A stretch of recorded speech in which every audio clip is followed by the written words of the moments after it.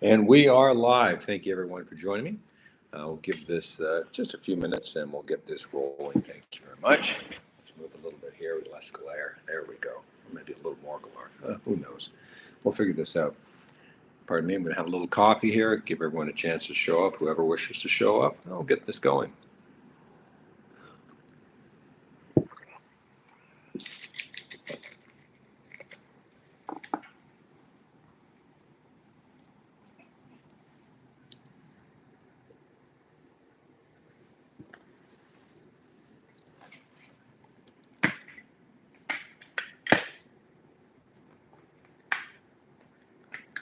I think it's just about time to make a move on this, get this rolling. Let's do this. 3, 2, 1, showtime. Welcome, everyone. Thank you very much for joining me. My name is John Davies. Thank you much for joining me from beautiful London, spring in London. This is obviously Crypto Talk. My name is John Davies, and this is for Friday, March the 21st, 2025. And for those who have known me, and have known me for, let's say, the last nearly 42 years, this is a Friday, which means Options Expiration Friday, and the happiest day of the week.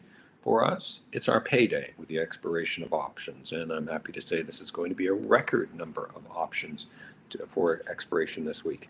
And with that in mind, I just notes here. With that in mind, because this is Crypto Talk, and because I developed the very first crypto risk management desk, I want to remind everyone here, or suggest to everyone here who's not familiar with my work, or just sort of becoming attuned to the crypto space, and maybe you're thinking of your first acquisitions of Bitcoin, and those who are already joining us, who already have positions in Bitcoin. If you're not claiming yourself upwards of 5% per week using my strategies, or maybe you're not have yet to even use them at all, you're missing something here. The crypto space, for all its great advancement, has done a horrible job in risk management. Absolutely atrocious for the most part. Absolutely atrocious. I can't even emphasize. I don't know what adjective to use here, but has done an atrocious job on risk management. Has been cavalier. Has ignored risk management. And I understand that they want to ignore the things I have to say because I'm the one who's trying to provide professional approaches to risk management, because I know, as I said in 2014, when a little bit before I founded my risk management desk, it was founded in 2014, that to accelerate adoption, institutional adoption, risk must be managed. And that's the key thing. So if you have a position in Bitcoin and you're not claiming roughly 5% a week on that, maybe even if it's a little bit less, but if you're not so progressive, but if you're not claiming a high percentage to reduce your cost base, you're making some fundamental errors. I want to remind everyone, manage risk before risk manages you. So again, this is our payday. So there's a lot of things I want to discuss here. And ultimately it keeps going back to, and this will be a circle of friends. Remember, I'm not monetizing this. This will not be advertised. I'm not driving this. I'm not pushing this in any manner. It is my way to give back to the community. I'm having a little bit of fun here and getting used to speaking to everyone online like I did so many years ago before I was censored online. However, I find this interesting because it allows me to voice things that I've had a lot of concern with. Traditional finance has not heard the storyline yet of digital currency, for that matter, really understands the impact sufficient of what the opportunities of Web3 are, and Web3, what it can provide us. It's starting to listen, but it's real small right now, very small. And the opportunities are extraordinary, but it's going to take some time here. It's time worth taking, but it should be, as an investor, you should use it to your best advantage. And certainly, I have questions going on right now. We'll go over this right now. As people try to control and contain the digital space. And remember, it's more than just Bitcoin, and it's more than just the price of coins. They are trying to do something that's really foreign and is actually against what decentralization is. As I've been saying, politicians won't won't better your crypto space necessarily. We can't centralize something that is to be decentralized and expect it to perform perfectly. It's a big world out there, and a lot of people have different goals and agendas. But the most important thing is to see DeFi adoption, Web3 adoption, and broaden. And again, one of my things is I don't believe traditional finance has really been answered, has really listened, whoever you want to blame. I'm not sure who won, whether it's the crypto space or the traditional finance. There's certainly a lack of communication, a lack of really a connection point on this. I personally think there's a lot within banking that is resistance to change because we've had a pretty fun run for the last 50 years. I am, of all things, traditional finance, without a doubt. I will be 42 years. I started 42 years ago this May. I started one of the most prominent firms on the street, and I understand how it ticks, and it's been slow grinding, but points to make. So let's take a look at this right now. But before I go into what I believe right now is the price movement on Bitcoin and things you should be watching, and more, and also price movement on those altcoins. And remember, when I say altcoins, all altcoins are led by Link. All roads lead through Link. It really is true. But before I get into that, I want to discuss with you really wallets, because I'm going to go through some more wallet changes, or some, not wallet changes, pardon me, uses and choices that you can make, and even review them for the few viewers that we have here. But this past week I had a chance and I downloaded the Hedera's hash pack and Solana's Solflare, and first of all, very quickly, if you know me, again, you know my opinion. You always over-deliver. Whatever you do, you over-deliver on your promises. Always do. Hashpack, a brilliant system. Really loved it. Very easy to use, easy to make transactions, easy for transfers. Matter of fact, when I was using that and I read online how long transfers take, I was a little bit apprehensive of how much I should transfer, because the risk of things being lost. And then there was also going to be a delay. I read something like a transfers to Hashpack will take you, I read something like, I think it was 4 or 6 hours, something like that. Of course, that was nothing of the case. It was very fast. It was very efficient. It seemed like I hit enter, and by that time I was getting notifications that it had been received. It was rather extraordinary. But even more importantly for myself, because all of us will deal things a little bit differently, and dealing with a wallet can be a little bit uncomfortable. None of us are really comfortable with dealing with everything online. It sure was nice when we actually had real people and real jobs, right? So I can understand that. But the Hashpack community answered my question fast and furious, and they really came out and went above and beyond.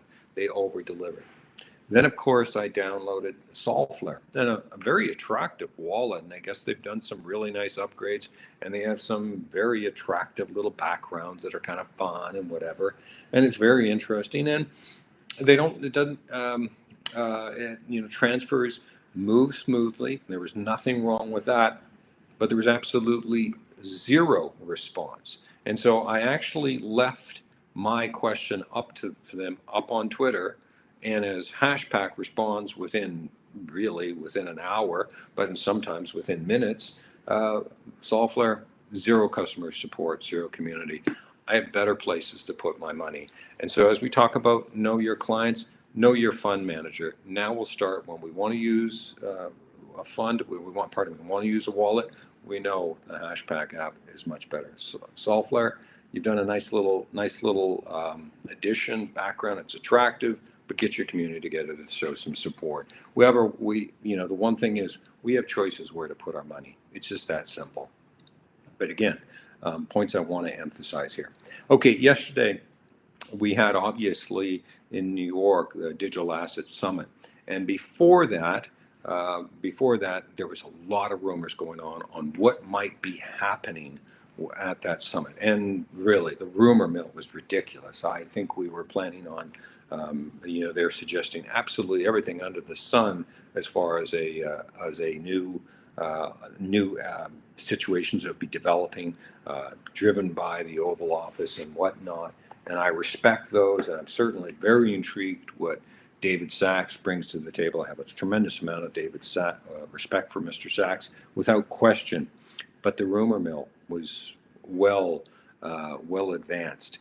And what ended up happening was pretty much what I expected, next to nothing. And it would become very politicized. And I mean this with absolute real respect, but I don't need centralization efforts within decentralized finance. It's kind of, that's a peculiar way to put it, but it's the only way I can explain it. So it kind of slowed the sector down, in my opinion. And the proof ultimately is in our pricing. Is there urgency? Well, look, the day before, for myself, after Chair Powell came out with that modestly dovish statement, I thought we'd see a little bit of acceleration here and a little more urgency. I thought was ready for the turn. Maybe I was premature. Maybe I was. Certainly it looks like the base is in, and we're not showing any signs of breaking down to where I considered from my January 25th number that was based upon the highs of December. But when we hit the 106.50, 106,500 a Bitcoin on January 25th, I said we were susceptible to a pullback to 75,000, to a lesser extent, 70,000. And that works, when you look at the highs of December on a 36% retracement, which comes in around 69,000, that looks fairly clean.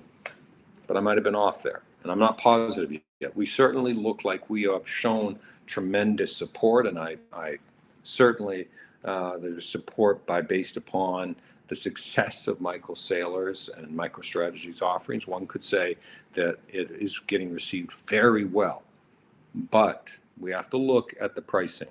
Now, again, I'm hesitant to say I was wrong with suggesting the turn, but it's a little bit slow. And the proof for myself is always in looking at the numbers. The numbers don't lie.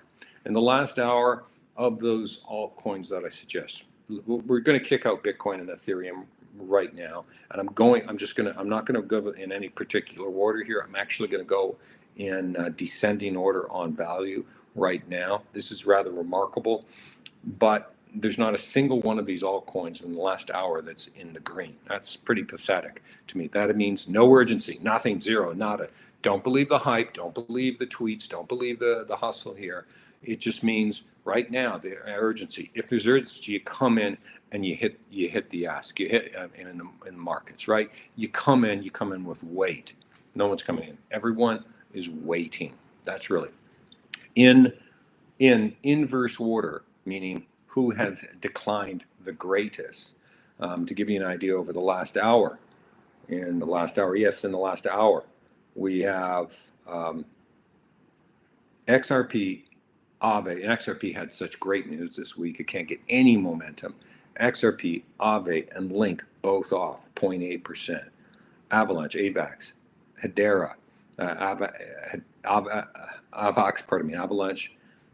0.6%, HBAR off 0.7%, Tron off 0.5%, Algo off 0.6%, Sol and ADA off 0.4%, and Ondo and Sui off 0.3%. Over the last 24 hours, the only ones that have been made even any advance, and it's a very modest one. Tron is up 2.4%, and Aave is up 0.1%. After that, this whole altcoin, in order of their declines: Avalanche 2.1%, Sol 3.3%, Cardano 3.4%, Link is off 4%. Link, without question, I'll say this: all roads go through Link. You don't own enough Link, but it's off 4% in the last 24 hours.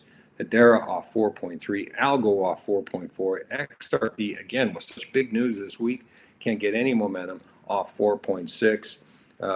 Ondo, which likes to consider itself Wall Street 2.0, and really the focus of Wall Street's and that tokenization of everything, and that's nothing negative about it, because obviously it's on my list here, is off nearly 5%, 4.9%, and Sui is right off the table, off 7.8%. I only bring those up to write those altcoins down. I believe in each one of them to varying levels.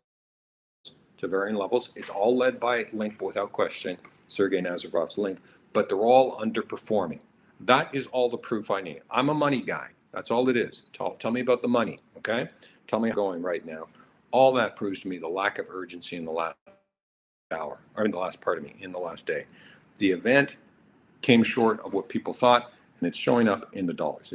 If the event was received well and the commentary at the event was received well, we'd have a buying spurge. If we look at these situations, pardon me, over the last, let me just give you a 30-day, it's foul. It's simply foul. You all know that already.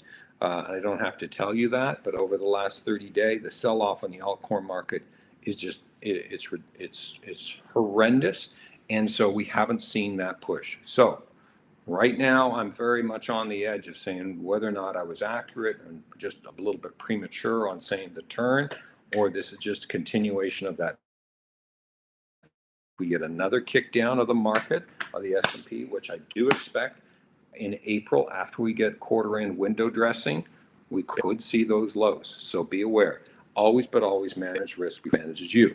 We certainly have, we have announcement from the SEC of their crypto task force, their roundtable discussion, and it's kicking off on the 21st this time. Pardon me, it's initial roundtable is open. It's this afternoon. My apologies, this afternoon.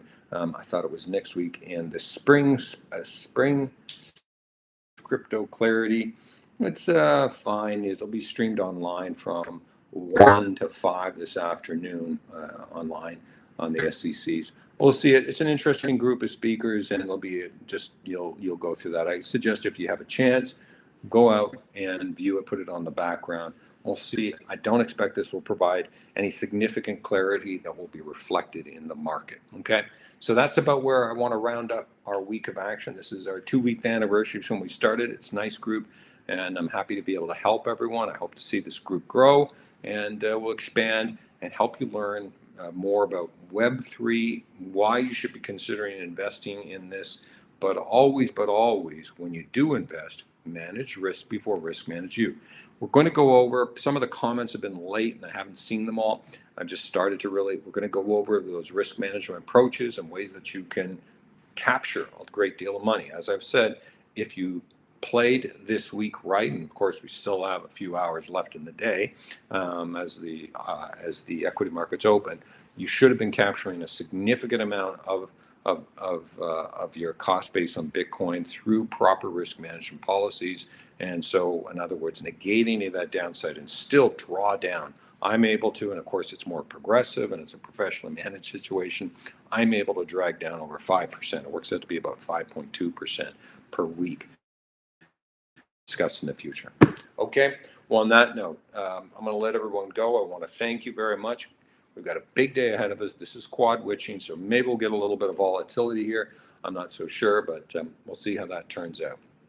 Okay, so thank you very much for joining me. I do appreciate your time and support. And as always, I'm John Davies, and as always, 2025, I remind you, be the hunter, not the hunted. Thank you very much, everyone. Bye-bye.